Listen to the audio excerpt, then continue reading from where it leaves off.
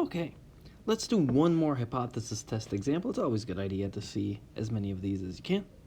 So, we're looking at fuel economy of cars using two different types of tires, radial tires and belted tires. And it's a taxi company that's trying to decide which type of tires to use on their vehicles. So it took 12 cars, and they drove the cars over some sort of test course and measured the fuel economy with both types of tires. And here it is in kilometers per liter. In kilometers per liter, you want to go more kilometers on 1 liter, so higher is better in this case. So here, car 1 on radial tires had a fuel economy of 4.2 kilometers per liter, on belted tires 4.1, and similarly for the other 11 cars, for all 12 cars. And we're asked, can we conclude that cars equipped with radial tires give better fuel economy than those equipped with belted tires? So that's our question. So the first thing we always need to do is decide which sampling distribution applies. So my suggestion now is pause the video and see if you can determine the correct sampling distribution for this question. Okay, now that you're back, you should see that this is indeed a paired t-test. Each of these observations in both groups are paired via the same car. So this is a paired t-test. So really, it's a one sample t-test where the sample is the differences. So it's a good idea to calculate the differences here in a separate column. And then I'll leave it as an exercise for you guys. See if you can calculate the mean of the differences and the standard deviation of the differences. So pause the video now and give that a go. Okay, now that you're back, you should have found that the mean differences, I'll call it x diff, so the mean differences is 0.1417, and the standard deviation of the differences is 0.1975. Okay, so also let's write down it's a t distribution with 11 degrees of freedom. And now we're ready to do our hypothesis test. So, remember, we want to make the alternative hypothesis the thing that we need evidence to show. We're asked, can we conclude that cars equipped with radial tires give better fuel economy? So that means that that's what we need evidence for. So we want that, what the differences, or let's say the mean of the differences. And the way we subtracted, we did x or I guess for each point I'll say, we did the radial point minus the belted point. So let's keep that same thing. That was our differences. That's how we calculated them. So if the radial tires have better fuel economy, then the mean difference would be bigger than 0 because the radial numbers would be bigger. And so the null hypothesis would be the opposite of that, that the mean of the differences is less than or equal to 0. And when we assume the null hypothesis is true, the equals is kind of what we're assuming. In some sense, it's the worst case scenario. So if your hypothesis test works when you do equals, it's going to work for any value, any mean less than that as well. So this is what we assume. We always assume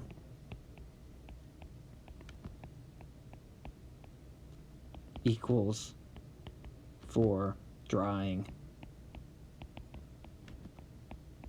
our null hypothesis. Okay. So we're good to go here.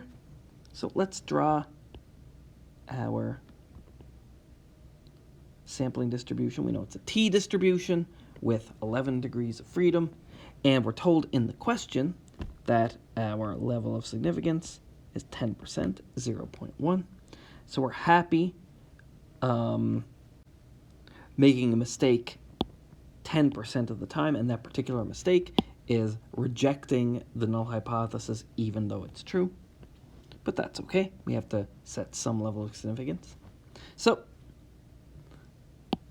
we're good to go. Let's draw our rejection region here. So here is our 10%. Let's shade this in. So anything that's 10% in that largest 10% is going to be our most extreme 10%. So that's our rejection region. And we're assuming that the mean difference here is 0. And if that's the case, well, how extreme is our observation? So let's work out our critical value. So in our t-table, I'll just do a little sketch here. So if you look at row label 11 and column 0.1, you should see 1.363 as the value there. So our t value is 1.363. So assuming that the mean of the differences is 0, if an observation is more extreme than 1.363 standard errors above the mean, we're going to say that's too unlikely for us. It's in that kind of top 10% that's we're going to consider too unlikely. Okay, so now that we have that, let's calculate our test statistic. How many standard errors away is our sample mean difference, from our hypothesized mean difference of 0.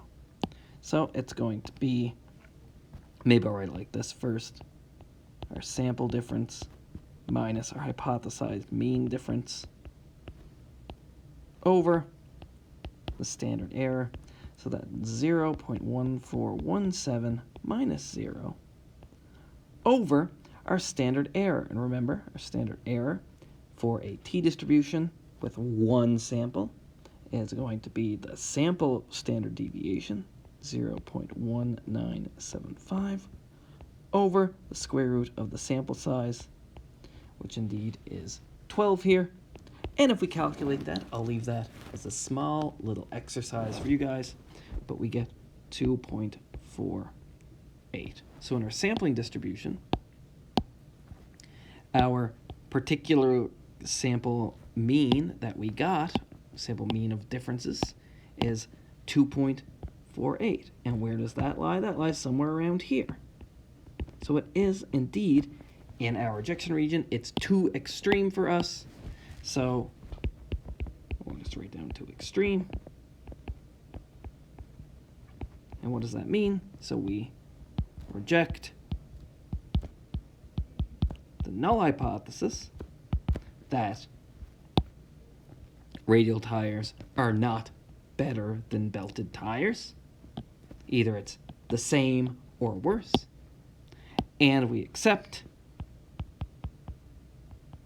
the alternative hypothesis that radial tires are indeed better in terms of fuel economy than belted tires. So this is evidence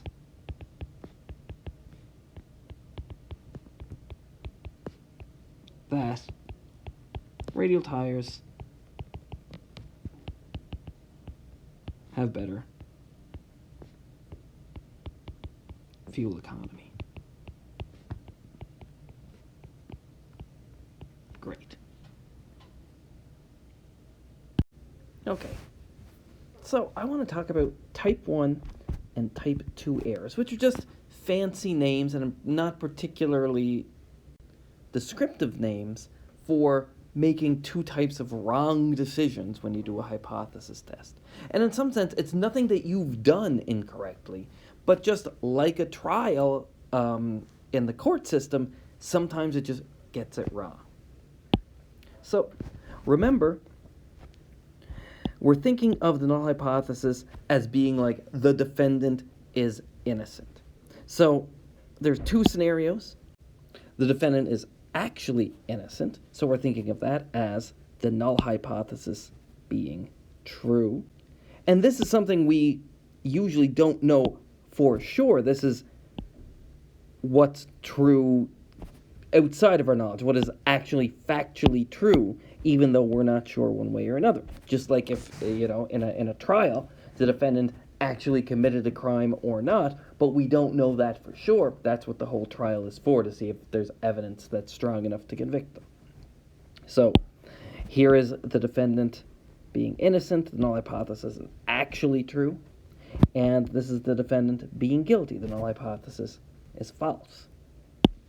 So in our hypothesis test, in our trial, if you will, there's two things we can do. We can either reject the null hypothesis, remember, that is finding the defendant guilty, or we can not reject the null hypothesis, which is finding the defendant not guilty.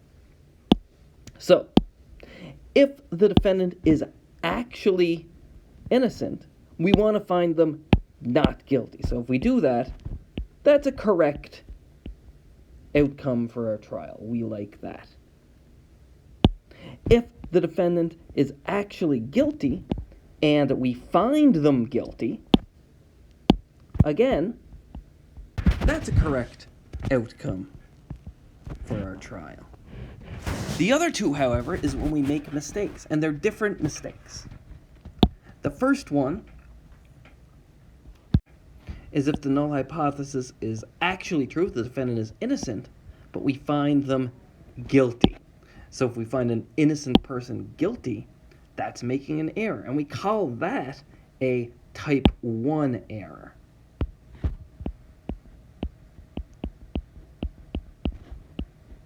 And we already talked about that a little bit, but I'll move on to talk about the other type of error, and then we'll go more in detail with both types of error.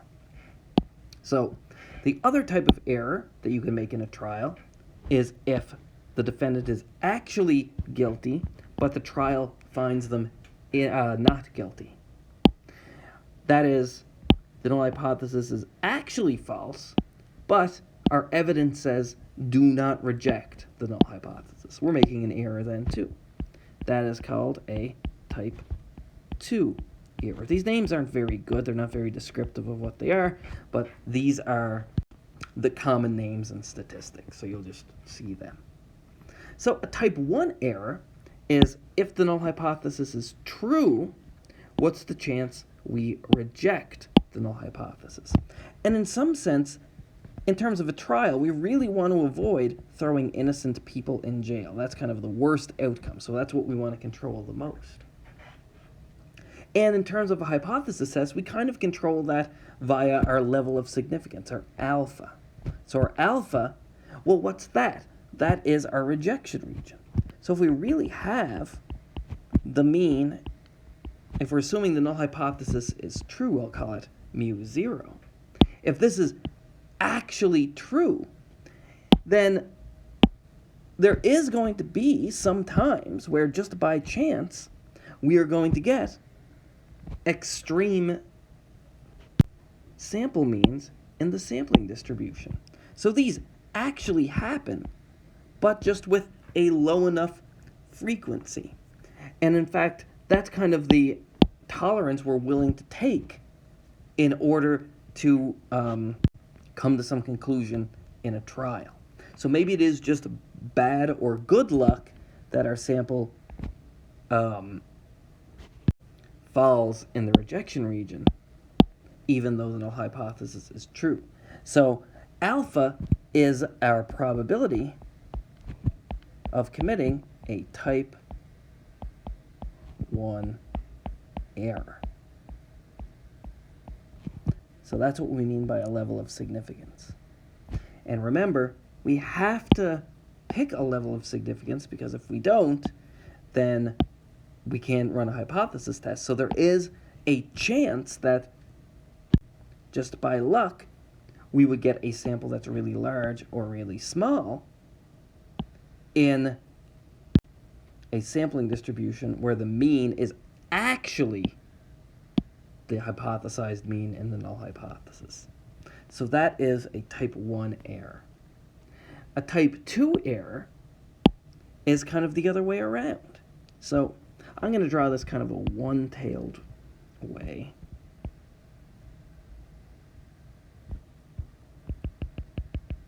So suppose this is our hypothesized mean. Let me call it mu0. So we're hypothesizing this distribution. But imagine that really the sampling distribution, the mean is larger. So let's say the sampling distribution actually looks like that. Now we don't know this because we don't know the true mean, but let's say it's actually this. And let's say we run a hypothesis test and we find, and let's say it's a one-tailed test, and we say this is our rejection region. Let's say, I'll do this in green. So let's say this is our rejection region here. And I'll color it in.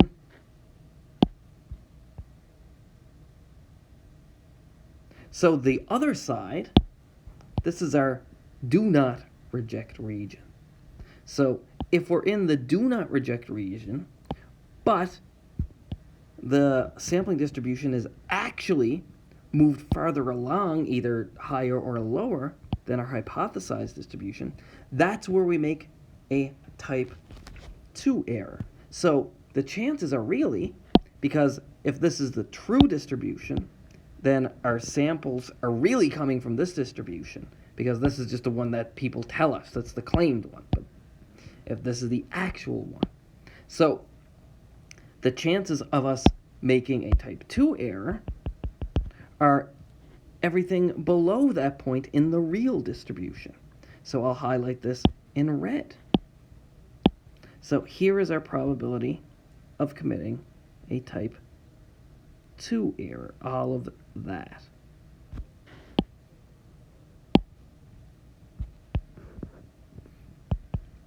So this is probability of type 2 error.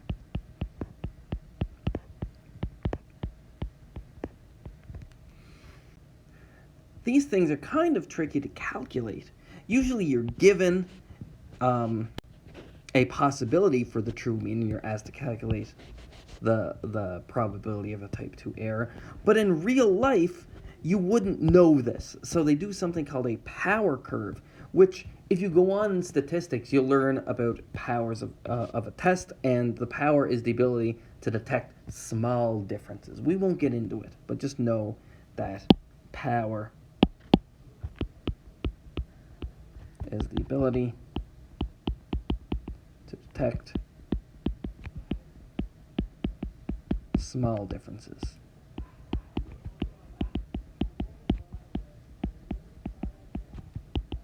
In the alternative hypothesis from the null hypothesis.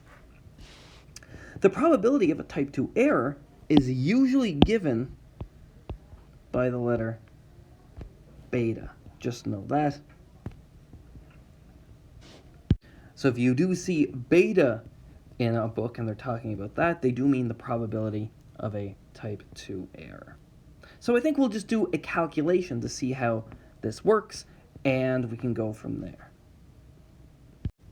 So let's say we have the following situation.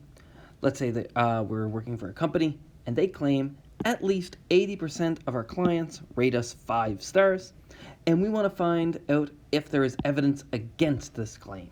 So we want to know what's the probability of making a type 2 error at a level of significance of 0.05 with n equals 400 if the true probability is 0.75. Okay, let's draw our situation out just to see we understand what's happening. Okay, so let's draw our claimed distribution first. So here it is here. Here's our number line. And our claimed distribution maybe looks something like that. And the mean is at 0.8. So let's say that's the claimed distribution, or null hypothesis one. But the real distribution, we're asked, well, what happens if that true probability was actually 0.75? So maybe the true distribution, let me make that a little bit better, looks something like that.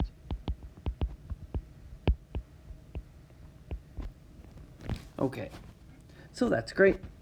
We realize this is a proportion question, and you can quite easily check that n being 400 and p being 80% passes the criteria for our sampling distribution to be normally distributed, so we're good to go. So let's write down our null hypothesis and our alternative hypothesis for the claimed distribution. So the null hypothesis is that the true proportion is 0.8 or greater, and we want to find if there's evidence against that, so the true proportion is less than 0.8. And we want our level of significance of 0.05. So we want, keep in mind, we're looking at this claimed distribution. This is kind of the distribution we have to work with because we don't know what a true distribution is usually. We're just told a guess at it for now. But a rejection region, I'll draw it in black, in this case is the bottom 5%. So in Z values, we're looking for negative Z of 0.05 since it's below. And you can look it up in a table and you should see that this is indeed 1.645, negative 1.645. So this is our rejection region. I'm going to color this in gray here. So this is our rejection region. And then the rest of it is our acceptance, or I should say not our acceptance region, our do not reject region. If our sample statistic, if our test statistic lies here, then it's not strong enough evidence to reject the null hypothesis, even though it is indeed false in this case. So let's say that we do not reject, we're somewhere in here. But remember, this is the true sampling distribution. So the area under it actually, because this is the area that will actually draw our sample from, or this is the distribution we'll actually draw our sample from since it's the true distribution, all of this stuff is indeed our probability of making a type 2 error.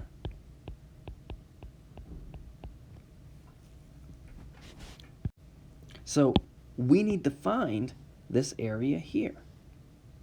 So what we're going to do is we're going to say, all right, what proportion actually gives us 1.645 standard deviations below our hypothesized mean, figure out that proportion, and then figure out the Z value in the true distribution and find that area. So there are steps. There are our steps. So step 1 is find the proportion with Z score of negative 1.645, and then we're going to convert that to a Z score in the true distribution.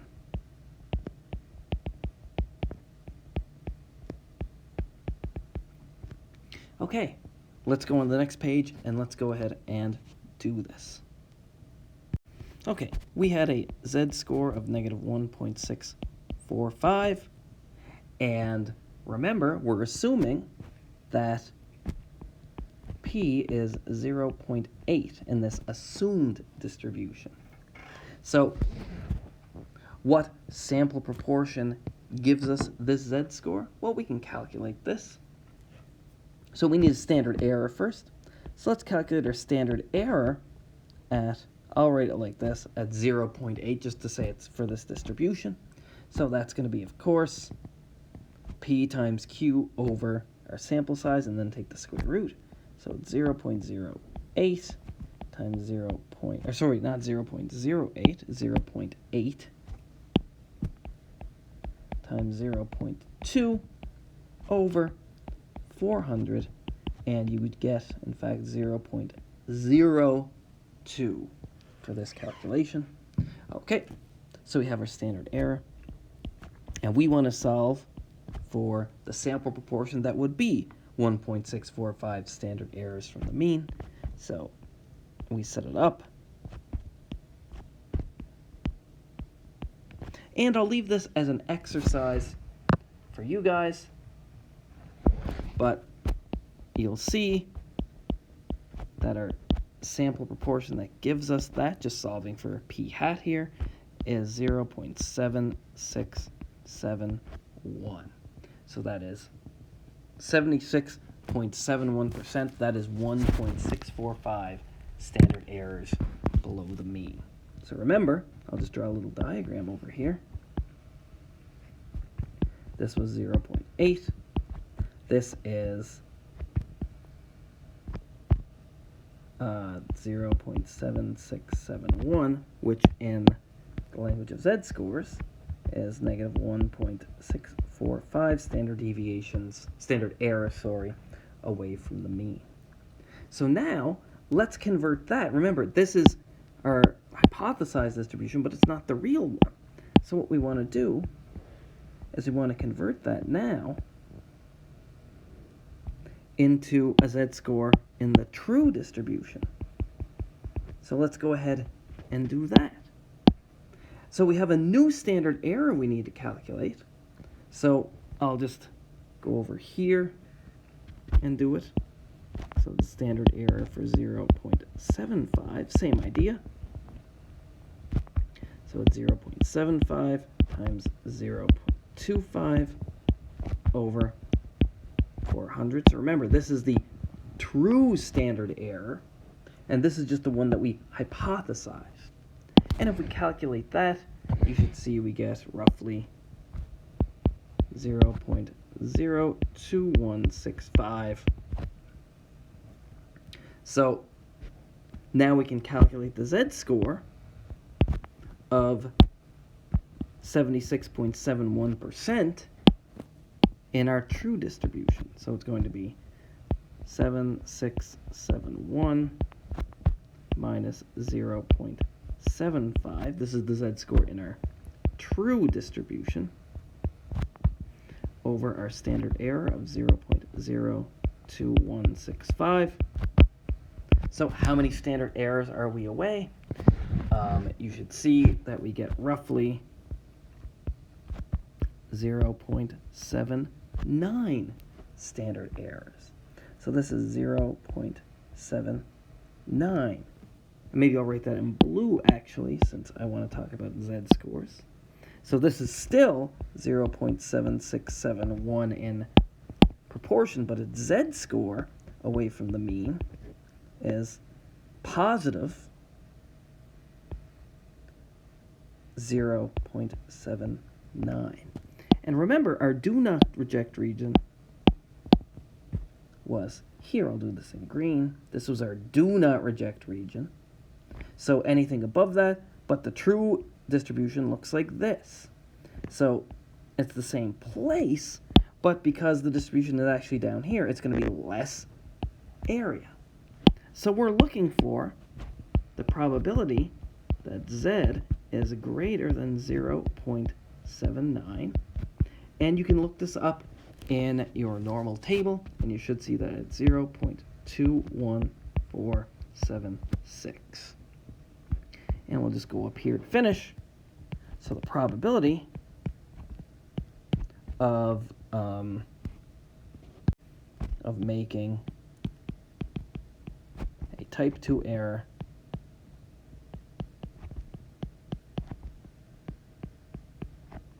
given that the true proportion